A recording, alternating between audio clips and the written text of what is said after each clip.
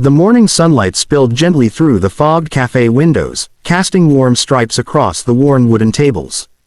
It was a small place. Nothing glamorous, nothing flashy, just a quiet refuge where people came to escape the rush of the outside world. The scent of freshly ground coffee drifted through the air, mingling with the soft clatter of cups and the murmur of half-awake conversations. In the middle of this gentle chaos moved Noor, a young waitress with eyes that held more stories than her age should have allowed. She navigated between tables with practiced grace, balancing trays and smiles as though each gesture was a small offering of kindness to those who entered her space. Her uniform was simple, her steps light, and her demeanor calm, yet beneath that fragile surface lay a resilience shaped by hardship. Most customers loved her. They felt something comforting in her presence, an unspoken warmth that made even the busiest mornings a little easier. But kindness, Noor knew, was not always returned. Some saw her as nothing more than the girl who brought their food. A shadow, a background character in their busy lives. Still, Noor believed in treating everyone with dignity. The world can be cold, her mother used to say, so be the warmest part of someone's day. Those words guided her, especially on mornings like this one, when exhaustion tugged at her bones and sleep had been only a distant hope. She wiped her hands on her apron, ready to greet the next customer, just as a sleek black luxury car rolled to a stop outside the cafe. It was the kind of car nobody in that neighborhood ever expected to see, polished, intimidating, and screaming wealth before anyone even saw its owner. All conversations paused, heads turned. Even the coffee machine, it seemed, hissed a little quieter. The door swung open, and in walked Mr. Kareem al-Masri, a billionaire whose face appeared often in newspapers and business magazines. Tall, sharply dressed, surrounded by an aura of power, he carried himself as though the world belonged to him. His expensive cologne replaced the aroma of coffee for a fleeting moment, and with every step, the room seemed to shrink beneath the weight of his presence. Kareem didn't look at the menu. He didn't glance around the cafe. Instead, his sharp gaze landed on Noor, and dismissed her instantly. To his friend beside him, he muttered in Arabic, not bothering to lower his voice or consider whether she might understand. People like her, born to serve. No ambition, no place in the world except behind trays. The words sliced through the air. Noor's hand froze around the coffee pot. She felt the sting, sharp and unexpected, like a blade pressed gently but deliberately against her pride. She met his eyes only for a second, and in that second, she saw nothing but cold indifference. The cafe didn't react. People pretended not to hear, pretending not to notice. Noor, too, lowered her gaze, refusing to give humiliation the power to break her spirit. But deep inside, something shifted, not anger, not bitterness, but a quiet strength rising slowly, silently. She inhaled deeply, steadied her heartbeat, and prepared to approach his table. Unbeknownst to her, the moment she opened her mouth to speak would alter both of their destinies forever. Noor stepped toward the table where Mr. Kareem al-Masri and his sharply dressed companion sat. She held her small order pad close to her chest, drawing a steadying breath as she approached. Though her expression remained composed, her heart beat a little faster, still echoing the sting of his earlier words. "Good morning," she said softly, her voice polite but steady. "Welcome. May I take your order?" Kareem didn't immediately respond. He leaned back in his chair, sunglasses still on despite sitting indoors, radiating superiority with every careless movement. His companion, a younger man, equally arrogant but less refined, glanced at Noor with amusement, as though waiting for a performance to unfold. Then Kareem smirked, turning his head toward his friend but speaking loudly enough that Noor could hear every syllable. This time, again in Arabic, he said, "She doesn't understand a word. You can tell from the way she stands. Just another uneducated girl working here because she couldn't aim any higher." His companion chuckled. Noor's fingers tightened around her pen, though her posture remained respectful. Her eyes lowered in humility, but not in defeat. Inside her, two currents intertwined, hurt, and something stronger. A rising flame of dignity. She answered in English, maintaining her composure. "We serve breakfast all day, and our special is..." Kareem waved his hand impatiently, cutting her off mid-sentence. "No need for explanations," he snapped. "Just bring 2 Americanos, extra hot." And make sure they're made properly. The tone wasn't a request, it was an order. A command, thrown carelessly at someone he believed beneath him. Yes, sir, Noor replied. She walked back toward the counter, her steps slow but steady. Her fellow waiter, Omar, caught her eye. He had overheard the tone, if not the exact words, and gave her a sympathetic glance. Are you okay? He whispered. I'm fine, Noor answered gently. Some people talk before they think. But the truth was more painful. Kareem's words had reopened wounds she thought had healed. Memories of people who once judged her family, their accents, their clothes, their origins. Words that reminded her that no matter how hard she worked, there would always be those who chose cruelty over understanding. She prepared the coffees carefully, her movements slow and thoughtful. She wanted to serve them flawlessly, not for Kareem, but for herself. It was her quiet way of proving that no insult could shake her commitment to her work. When the drinks were ready, she placed them on a tray, straightened her apron, and walked toward the billionaire's table once more. But as she approached, Kareem spoke again in Arabic, loudly, casually, as if she were completely invisible or deaf. This place is pathetic. Even the staff looks tired of living. You'd think they'd at least try to look presentable. The companion laughed again, the sound sharp and cruel. Several nearby customers shifted uncomfortably. A woman at the next table frowned deeply. A man with gray hair lowered his newspaper just enough to shoot Kareem a look of disapproval. But no one said anything. After all, he was powerful, rich, intimidating. Noor reached the table and gently placed the cups before them. Your coffees, sir. Kareem lifted his cup, took one sip, and immediately set it down with exaggerated displeasure. This is cold, he declared loudly, almost theatrically. Can no one here do their job properly? Noor felt the room tighten, the tension rising like a held breath.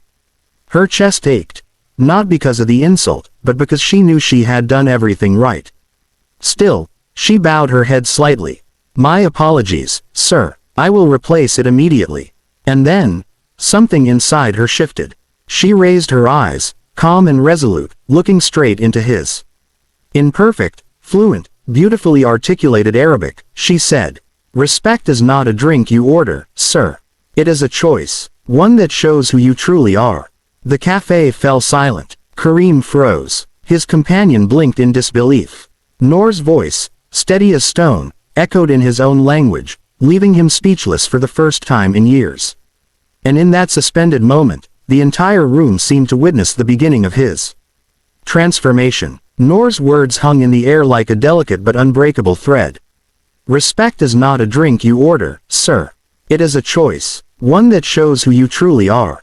The cafe fell into a stunned silence. Even the usual hum of clinking cups and murmured conversations seemed to pause, as though time itself had stopped to witness this small but profound confrontation. Kareem al-Masri froze mid-sip, his hand gripping the cup so tightly that the porcelain trembled. He had never been confronted like this, not by a CEO, not by a colleague, and certainly never by someone he had dismissed as insignificant. His eyes, sharp and calculating only moments ago, now widened with disbelief.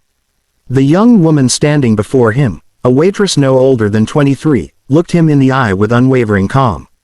Her posture was graceful, yet firm.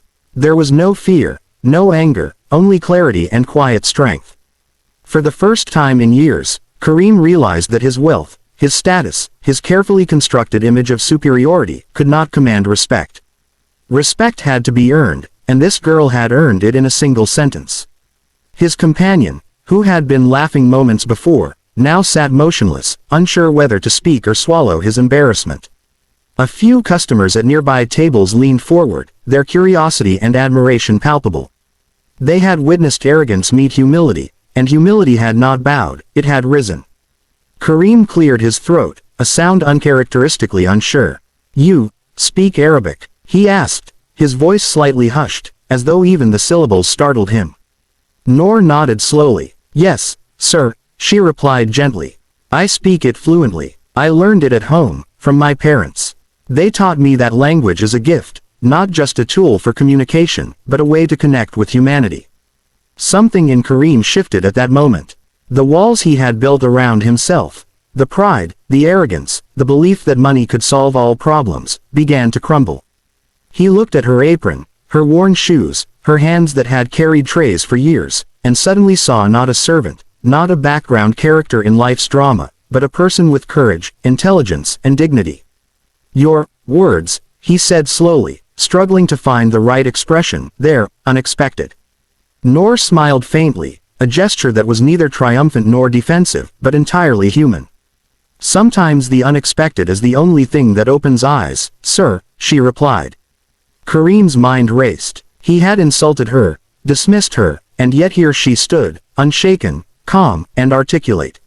He realized with a sinking sense of shame that he had not just misjudged her abilities, he had misjudged her entire life. Every judgment he had made based on appearance, attire, or social status had been wrong.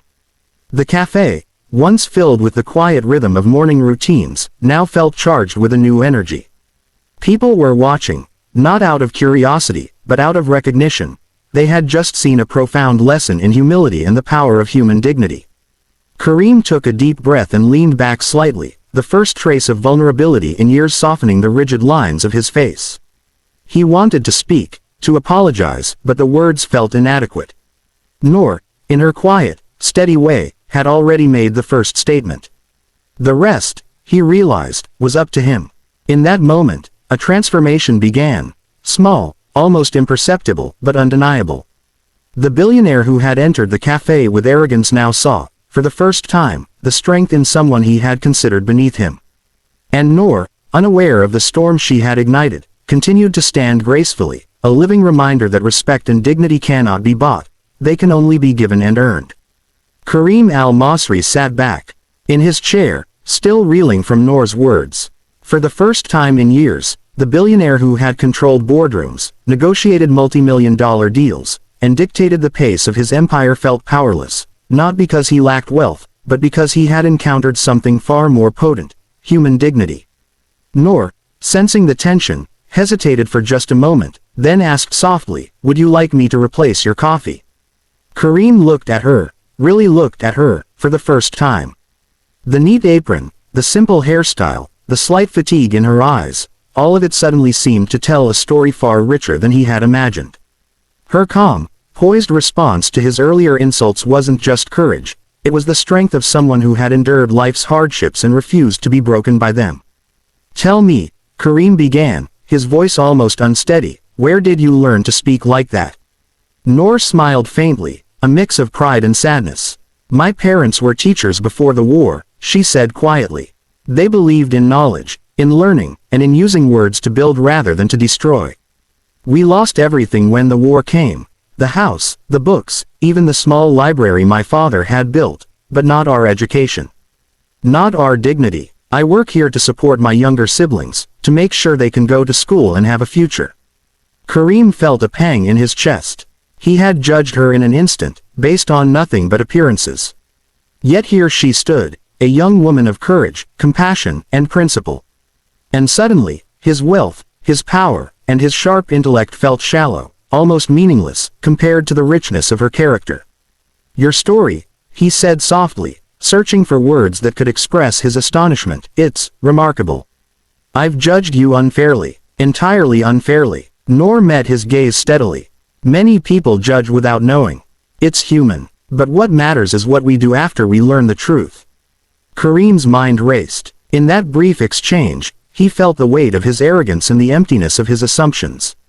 He realized that his wealth had given him everything, except the understanding that real strength comes from empathy, humility, and the willingness to see the humanity in others.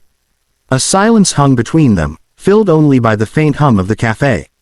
Then, almost unconsciously, Kareem leaned forward. "I want to make this right. Not just with words, but with action. Your family, your education, I want to help. If you allow me." Noor's eyes widened slightly. This was not charity, not a handout, but an offer born of genuine recognition of her worth. Yet she remained cautious. "If you truly mean it," she said softly, "then help not just me, but others like me. People whose lives are overlooked, dismissed, or underestimated." Kareem nodded slowly, understanding the gravity of her request. In that moment, he realized that wealth was not a measure of worth, and power was not a measure of impact. True influence came from lifting others, from offering opportunity and dignity to those who deserved it most. For the first time, he felt humbled and grateful. Noor's quiet courage had taught him a lesson money could never buy.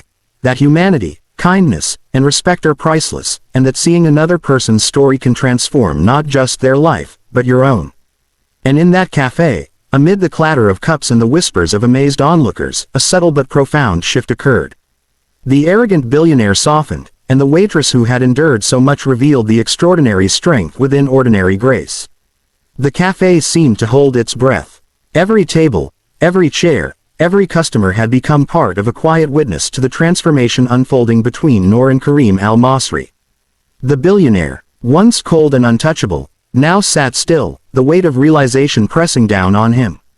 For years, his life had been a series of transactions, deals, and acquisitions, but here, confronted by courage and dignity, he felt something far more powerful: humility. Karim straightened in his chair, swallowed hard, and finally spoke with sincerity, a tone entirely unfamiliar to him. "I was wrong, truly wrong, and I owe you more than an apology." Noor tilted her head slightly, her eyes soft but steady. She didn't need words to judge the authenticity of his voice. His entire demeanor conveyed it. The arrogance, the dismissiveness, the sense of superiority, all of it had dissolved, leaving only a man facing the truth of his own mistakes. I want to help," Karim continued, his words deliberate, careful, almost reverent. "I want to help your family. I want to ensure that your siblings have opportunities you should never have had to fight for alone. And I want to offer you a place where your talent, your intelligence, and your strength are recognized and valued." Tears welled in Noor's eyes, but not out of weakness. They were tears of recognition, for the justice finally being offered, and for the humanity finally awakened in someone who had never known it before. She took a deep breath and said quietly, "If you truly mean it, then make it count. Not just for me, but for others who are overlooked, underestimated, or dismissed. Give them the chance to rise." Karim nodded solemnly, understanding the depth of her request. In that moment, he realized that his influence, his fortune, and his power could be instruments of change, rather than mere symbols of status. He didn't need to prove his worth anymore, he needed to use it to honor the worth of others. With a gentle smile, Noor added, "Sometimes the smallest acts of kindness can change a life. And sometimes, the humblest voices teach the loudest lessons." Karim looked at her, truly looked at her, and felt an overwhelming sense of gratitude and humility. He had entered the cafe expecting a simple morning coffee, a fleeting glance at the lives of ordinary people, but he was leaving with something far greater, a lesson in compassion, courage, and the transformative power of respect. From that day forward, Noor's life changed, not because she was given handouts, but because someone had finally seen her worth, understood her struggle, and offered her a platform to help others. Karim established scholarships, community programs, and mentorships, reaching those who had been overlooked, just as Noor had once been. And every time he thought of her, he was reminded that true wealth is not measured in currency, but in kindness, empathy, and the courage to do what is right. As Noor left the cafe that afternoon, she carried herself with the same quiet grace she always had, but now, there was a new spark in her eyes. It was the spark of hope realized, of justice served, and of humanity restored. And in the hearts of everyone who witnessed this story, a simple truth echoed: the greatest riches in life are not in the money we possess, but in the lives we touch, the dignity we honor, and the humanity we embrace.